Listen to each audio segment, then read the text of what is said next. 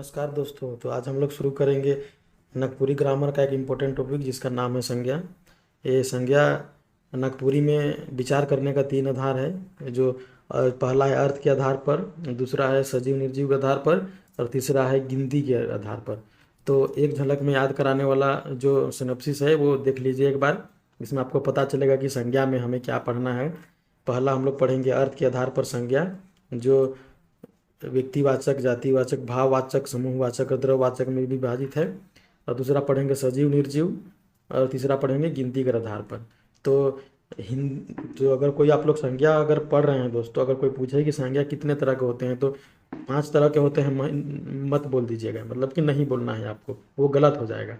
क्योंकि आपको पूछा जा रहा है कि किस आधार पर संज्ञा का भेद। अगर बोलिएगा अर्थ के आधार पर तब आप वो लोग बोलिएगा कि 5 भेद होते हैं। तो सभी टॉपिक की तरह जिस तरह से इसका जो होता है थ्योरी सेक्शन होता है, वह उस तरह से हम लोग संज्ञा का भी थ्योरी सेक्शन को डील करेंगे या देखेंगे एक बार। जो जेपीएससी मेंस या सीजीएल दोनों के लिए जो इम्पोर्टेंट है देख लीजिए। नागपुरी संस्कृति और समाज कर पहचान संज्ञा से जुड़ल है। संज्ञा उ पद के कहल जाएला जे कोनो खास नाम, ठाव, भाव, समूह, जाइत चाहे द्रव कर नाम से जुड़ल होएला। नामकरण कर विशेषता संज्ञा कर विशेषता बनेला, जे दूसर भाषा कर संज्ञा से बहुत हद तक अलग दिसेला। तो नागपुरी में संज्ञा विचार करने के 3 आधार हैं, देख लीजिए। अर्थ के आधार पर, सजीव निर्जीव के आधार पर और गिनती चाहे संख्या के आधार पर। तो हम लोग एक एक करके देखेंगे। तो चलिए अर्थ के आधार पर शुरू करते हैं और पहला संज्ञा देखते हैं हम लोग, व्यक्तिवाचक संज्ञा। तो हिंदी में अगर जानते हैं तो आप लोगों को बहुत सहायता मिलेगा दोस्तों। बस उसको नागपुरी में आप लोगों को कन्वर्ट करना है, नहीं तो एग्जैक्टली नागपुरी में देख लीजिए। इसको भी देख के आप लोग याद कर सकते हैं। वाचक संज्ञा कोनो विशेष आदमी चाहे ठाव कर बोध चाहे नाम जानल जाए वो व्यक्तिवाचक संज्ञा होएला। जैसे सुनील, रामरेखा, पेरवा घाक, बनकेवरा। तो व्यक्तिवाचक संज्ञा समझ रहे हैं, कोई स्पेशल नाम को बोला जाता है व्यक्तिवाचक संज्ञा। इसी को बोला जा रहा है विशेष आदमी, मतलब स्पेशल नाम, चाहे वो जगह, ठाव, चाहे नाम का बोध करवाता है, उसको क्या बोलते हैं हम लोग? व्यक्तिवाचक संज्ञा बोलते हैं। हिंदी में आप लोग जानते हैं, बस उसी को नागपुरी में कन्वर्ट कर दीजिए। एग्जाम्पल देख लीजिएगा, नागपुरी एग्जाम्पल दे दीजिएगा एग्जाम में, ठीक है। तो हम लोग देखते हैं अगला। तो चलिए देखते हैं जातिवाचक संज्ञा। तो जातिवाचक संज्ञा क्या है भाई? नागपुरी में देखिए, एक जैसन जीव चाहे जाइत कर बोध करवाए वाला पद जातिवाचक संज्ञा होएला। जैसे किताब, घर, आदमी, नदी, मन। किताब बोले तो सभी किताब आ गया, इसमें रामायण, महाभारत, बाइबल सब आ गया। घर बोले तो सब आ गया, पक्का घर, कच्चा घर, उसको जाति भर का बोध करवा रहा है।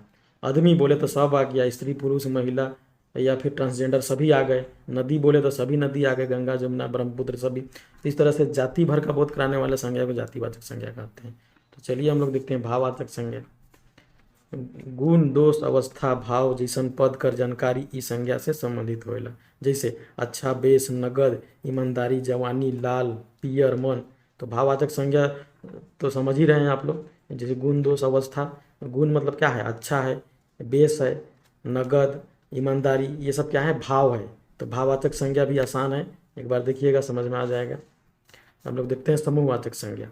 कोनो जीव चाहे वस्तु कर नाम कर बोध होए जे समूह से संबंधित होए उसन संज्ञा समूहवाचक होए ना। मतलब से ये ग्रुप से आप लोगों को दिखाएगा। जैसे कुधा, जो ढेर लगा हुआ रहता है उसको नागपुरी में कुधा बोलते हैं। धाक, उसी को धाक बोलते हैं। ढेर, उसी को बोलते हैं माटी का ढेर लागल है, ठीक है। दल, बथान।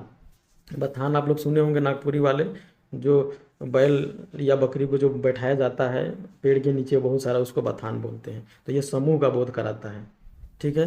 और हम लोग देखते हैं द्रववाचक संज्ञा। धातु चाहे द्रव कर नाम से संबंधित पद द्रववाचक संज्ञा होवेला। जैसे कांसा, पारा, तेल, मौध, मन, डॉट डॉट मन। तो द्रववाचक संज्ञा मतलब एक तरह से समझ जाइए कि कोई द्रव है, वस्तु है, उसको द्रववाचक संज्ञा। द्रव मतलब आप लोग लिक्विड नहीं समझिएगा। द्रव मतलब क्या होगा? कोई धातु चाहे कोई वस्तु होगा। जैसे कि कांसा, लोहा, पारा, तेल, मौध, ये सब क्या होगा? द्रववाचक संज्ञा होगा। तो एक बार पढ़िएगा समझ। हम लोग देखते हैं इसका लास्ट जो कंक्लूजन में क्या लिख सकते हैं। ऊपरे देवल आधार पर संज्ञा विचार अर्थ कर आधार पर होवेला।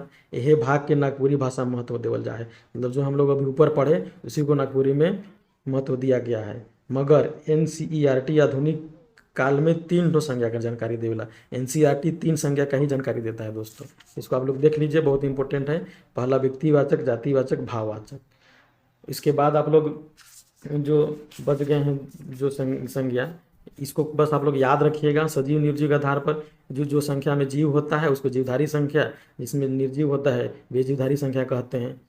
बस आप लोग को जानना है। उसके बाद गिनती के आधार पर जिसको गिन सकते हैं उसको बोलते हैं गिनती संज्ञा, जिसको नहीं गिन सकते हैं बेगिनती संज्ञा। तो आप लोगों को इसको जानना है डिटेल में। आप लोगों को केवल अर्थ के आधार पर पढ़ना है दोस्तों। इसको पूरी तरह से पढ़ लीजिएगा, मेंस के लिए पूरा लिख लीजिएगा एज इट इज़ जो हम बताए हैं। और जैसे सीजीएल है, जैसे किसी भी एग्ज़ाम के लिए इसके एग्जाम्पल को याद रखिएगा। तो ठीक है, अगले वीडियो में मिलते हैं नया टॉपिक के साथ। धन्यवाद।